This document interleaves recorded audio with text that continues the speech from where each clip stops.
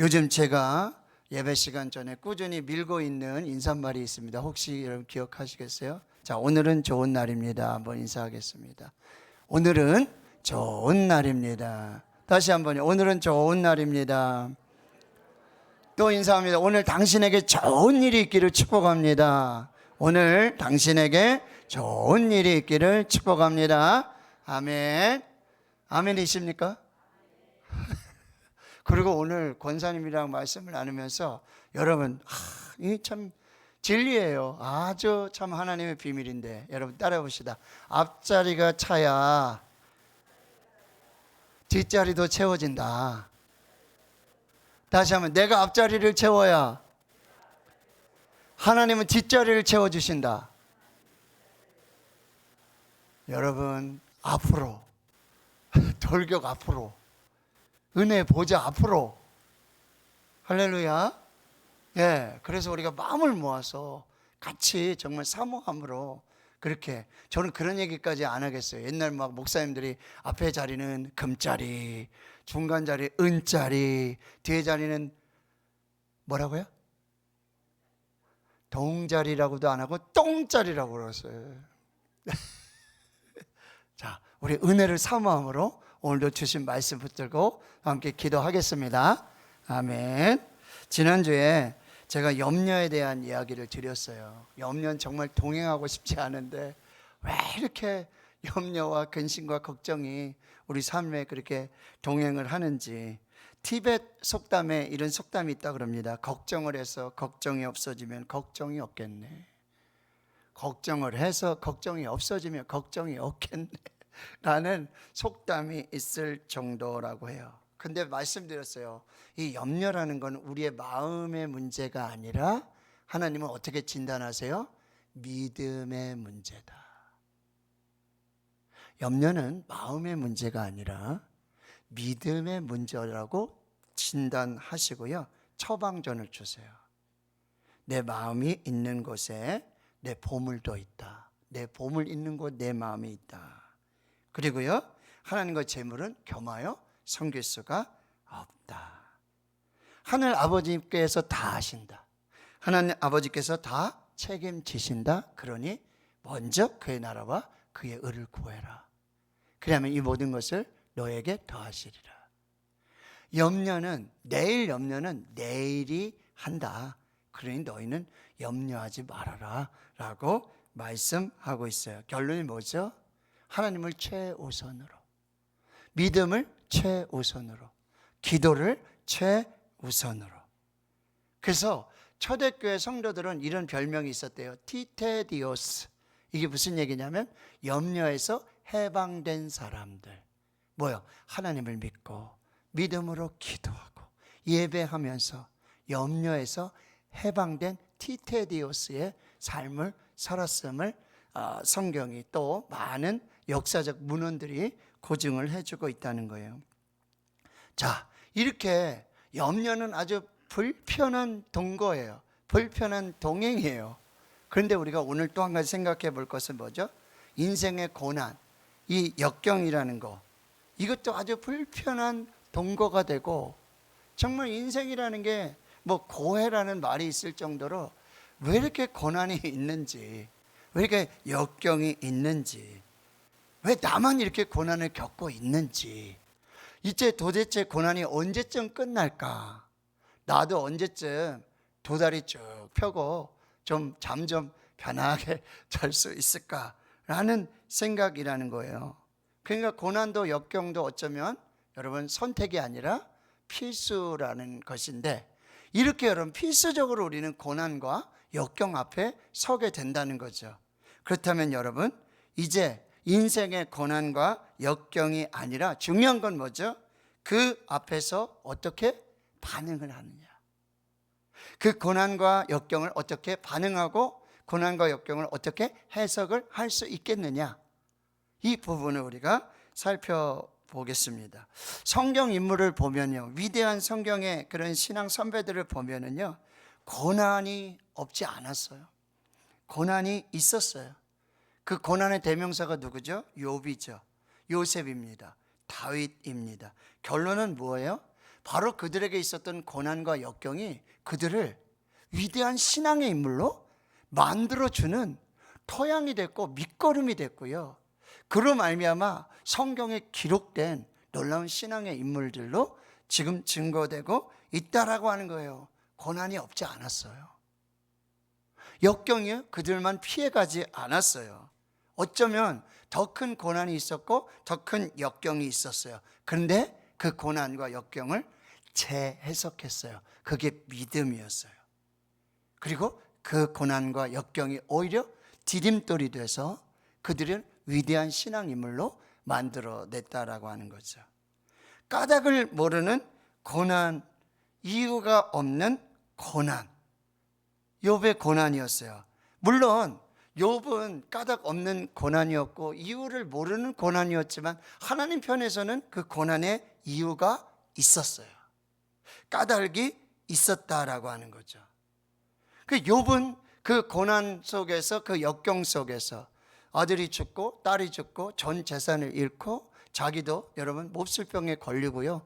부인은요 도망치는. 근데 그가 욥이 겉옷을 찢고 머리털을 밀고 땅에 엎드려 예배했습니다. 도대체 무슨 예배를 드리는 거예요? 다 망했는데, 다 죽게 됐는데, 하나님을 원망하고 불평을 해도 뭐 이상하지 않을 정도인데, 근데 그 상황에서 욥은 예배를 드렸다는 거예요. 이렇게 고백해요. 내가 모태에서 알몸으로 나왔사온즉 또한 알몸이 그리로 돌아갈지라 주신 이도 여호와시요 거두신 이도 여호와시니 여호와 이름이 찬송을 받으실지어다. 예배하면서 찬양을 부르고 있어요. 욥이 이 모든 일에 범죄하지 않았어요. 하나님을 향하여 원망하지 않았어요. 이게 욥의 고난과 역경에 대한 반응이었죠. 고난이 깊어질 때 그는 이렇게 고백해요. 내가 가는 길을 오직 그가 아시나니 그가 나를 단련하신 후에는 내가 정금같이 승금같이 되어 나오리라. 그리고 결국 그 고난의 그 역경에 하나님 앞에 하나님을 대면하여 서게 되는 거예요. 내가 죽게 대하여 귀로 듣기만 하였는데 이제는 눈으로 주를 배움나이다. 이게 욥의 놀라운 신앙이었다는 거죠. 여러분 요셉의 고난을 아시죠? 꿈을 그렇게 꿨어요.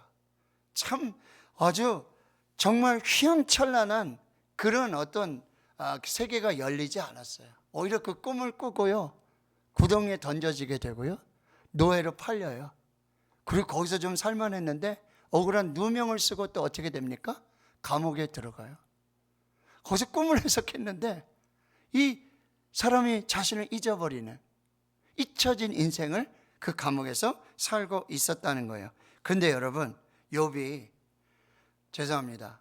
요셉이 그 형제들을 만나고 그 고난 속에서 그 기근 속에서 그 역경 속에서 형제들을 만나서 하는 얘기가 뭐예요? 당신들이 나를 이곳에 팔았다고 근심하지 마소서, 한탄하지 마소서. 하나님이 생명을 구원하시려고 나를 당신들보다 먼저 보내셨습니다. 하나님이 하신 일입니다. 하나님이 기가 막힌 방법으로 나를 먼저 애굽에 보내셔서 이렇게 준비를 하셨다는 거예요. 하나님이 큰 구원으로 당신들의 생명을 보존하고 당신들의 후손을 세상에 두시려고 나를 당신들보다 먼저 보내셨나니 그런즉 나를 이리로 보낸 이는 당신들이 아니요 하나님이시라. 할렐루야. 하나님이 나를 바로에게 아버지로 삼으시고 그 온 집의 주로 삼으시며 애굽 온 땅의 통치자로 삼으셨나이다. 하나님이 하셨습니다. 하나님의 큰 그림이 있었습니다. 아버지 야곱이 죽고는요 형제들이 와서 야 이제 아버지도 돌아가셨으니 참 요셉한테 우리가 참 몹쓸시를 하고 좀 어떤 뭐 고난을 당해도 그 뭐 우리가 어쩔 수 없겠다. 요셉이 이렇게 말해요. 내가 하나님을 어찌 대신하겠습니까? 하나님은 악으로 선을 바꾸어 주신 분입니다. 하나님이 하신 일입니다 라고 그들을 두려워하지 말고 염려하지 말라고 위로하는 위로자가 되었다라고 하는 거예요. 누가 위로를 받아야 돼요? 누가 사과를 받아야 돼요? 그러나 이게 요셉의 믿음이었고 요셉의 해석이었다는 거예요. 그것은 뭐예요? 하나님이 하신 일이라고 한다는 거예요. 다윗이 여러분 기름 부음을 받고 바로 왕의 자리로 가지 않았어요. 예루살렘 왕궁으로 가지 않았어요. 기름 부음을 받고 곧 뭐예요? 광야가 시작됩니다. 그 앞에 펼쳐진 광야 앞에 서게 된다는 거죠. 그런데 다윗은 이렇게 고백해요. 고난 당하기 전에는 내가 그릇 행하였더니 이제는 주의 말씀을 지키나이다. 고난 당한 것이 내게 유익이라 이로 말미암아 내가 주의 율례를 배우게 되었나이다. 자, 오늘 본문의 사도 바울을 한번 보실까요? 여러분, 사도 바울은 참 희한한 사람이에요. 고린도후서 11장 23절 여러분 하반절에서부터 제가 좀 읽어 드릴게요.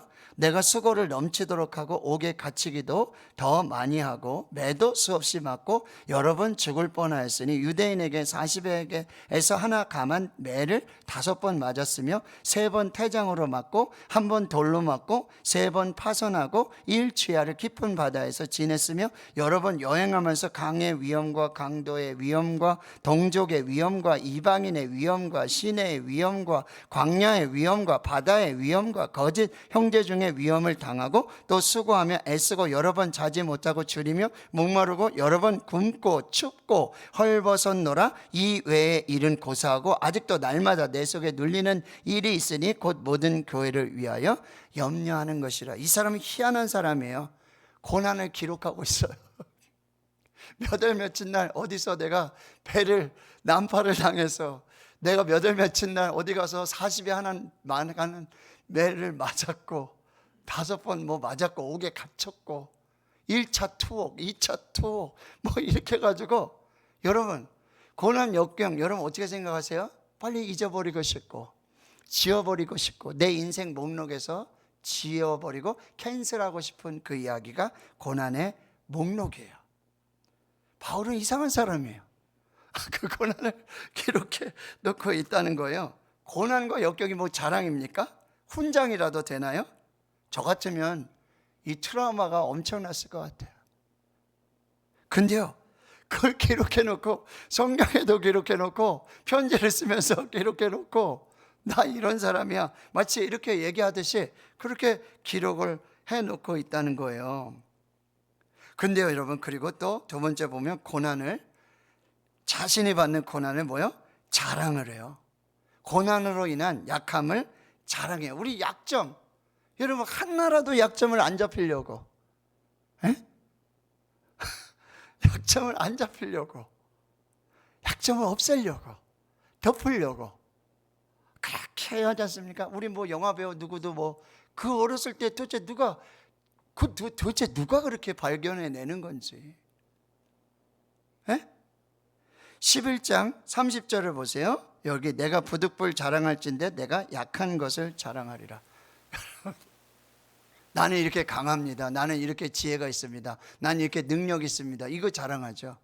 난 재산이 얼마가 있고 내 권세는 이 정도고 나는 이런 지위에 있는 사람이다. 누가 약함을 자랑합니까? 아, 여기도 아파요. 나는 암이에요. 여기도 아파요. 나 이것도 못해요. 이것도 약해요. 도대체 누가 자랑하냐 말이에요. 고린도후서 12장 5절에 보세요. 내가 이런 사람을 위하여 자랑하겠으나 나를 위하여는 약한 것들 외에 자랑하지 아니하리라. 여기 약한 것들 복수형이에요. 약한 게 하나만 약점이 잡혀도 어때요? 하나만 약점이 잡혀도 어때요?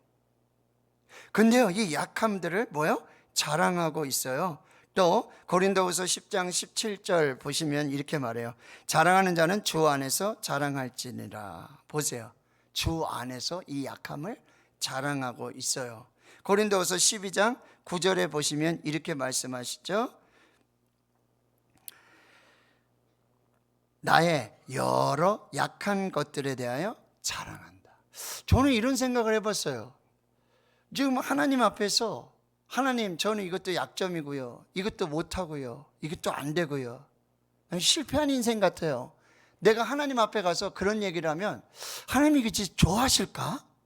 우리 아들이 와가지고 딸이 와서 아빠 저는 이것도 못해요. 나 아무것도 못해요. 그래, 넌 모태신앙이니까 못하는 게 당연해 라고 얘기해 주지 않잖아요. 어디 가서 못한다는 소리 듣고, 장로님 그쵸?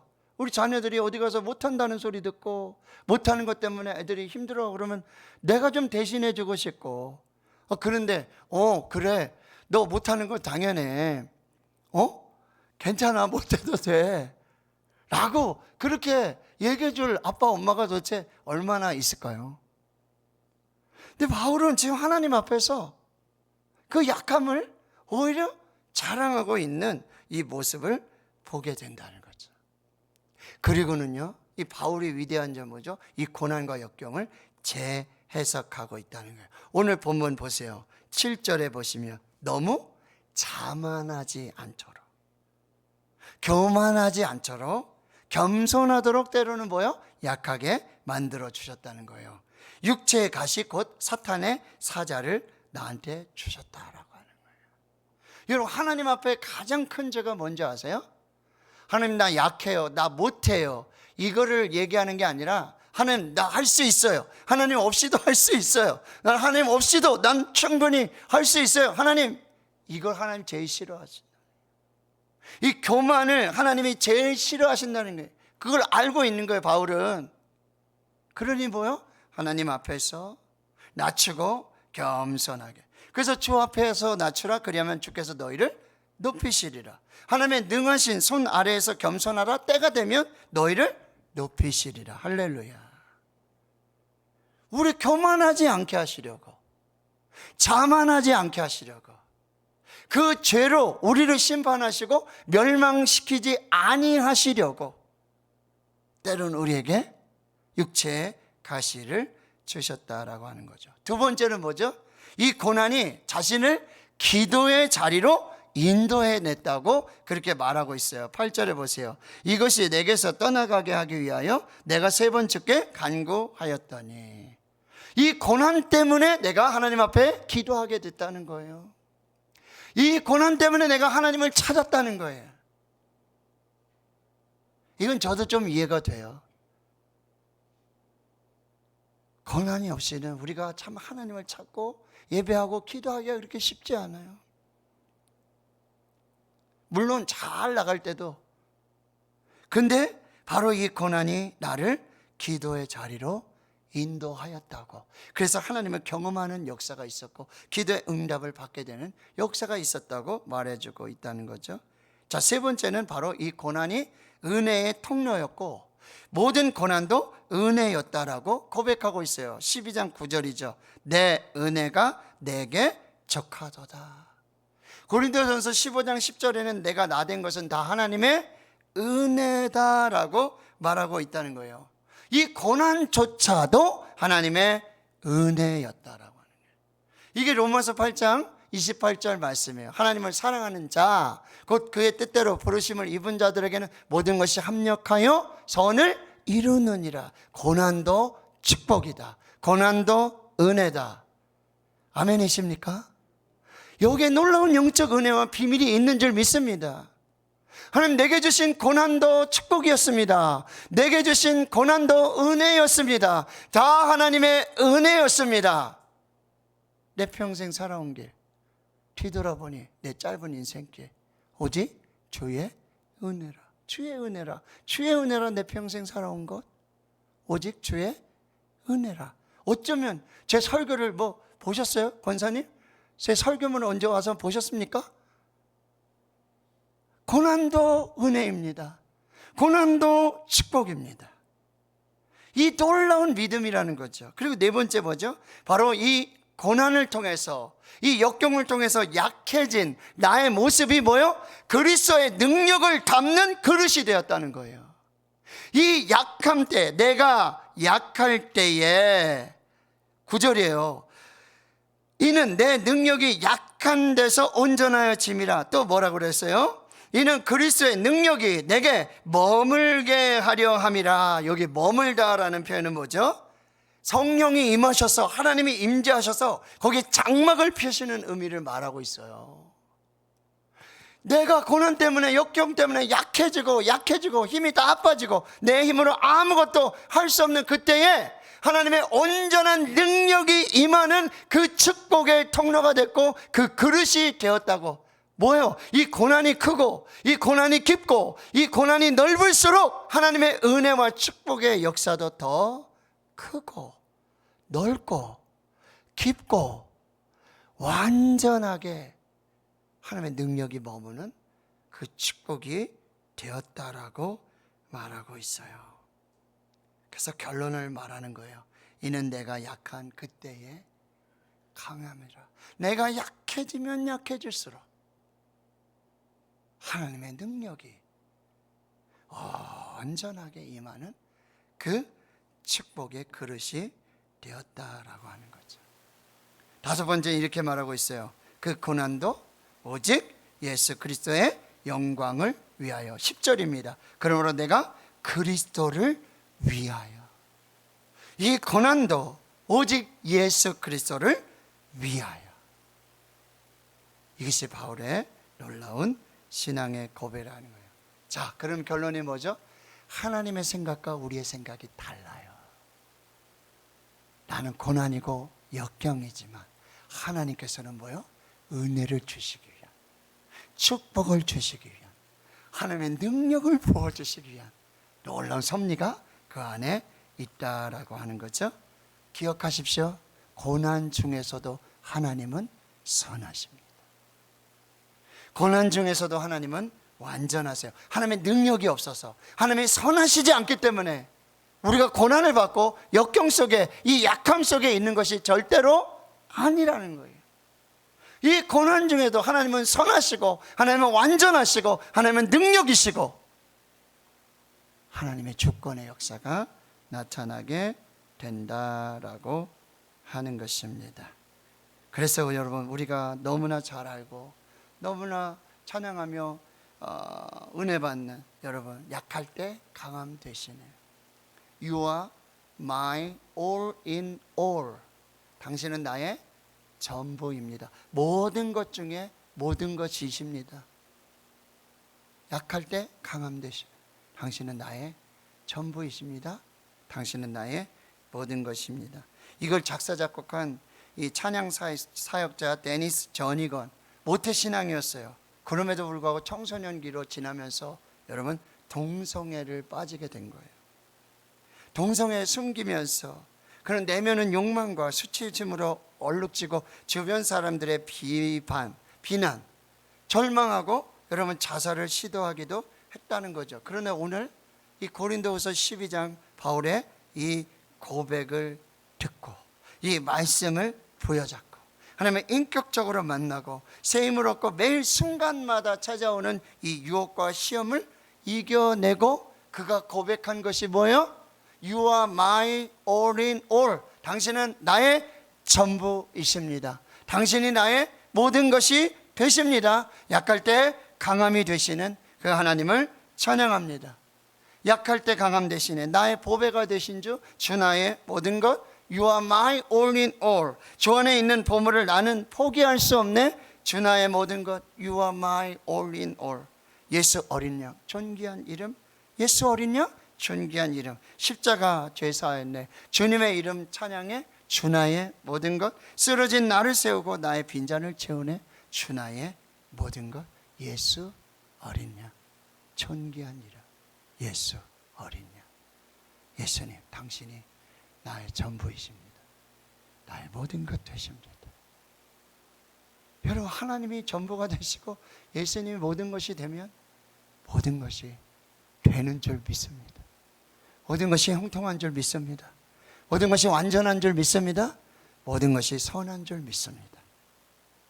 오늘 우리가 이 찬양 다시 한번 올려드리고요, 우리의 모든 고난과 역경 속에 함께 하시고 선하시며 역사하시는 그 하나님 앞으로 나아가는 우리 모두가 될 수 있기를 주님의 이름으로 축원합니다.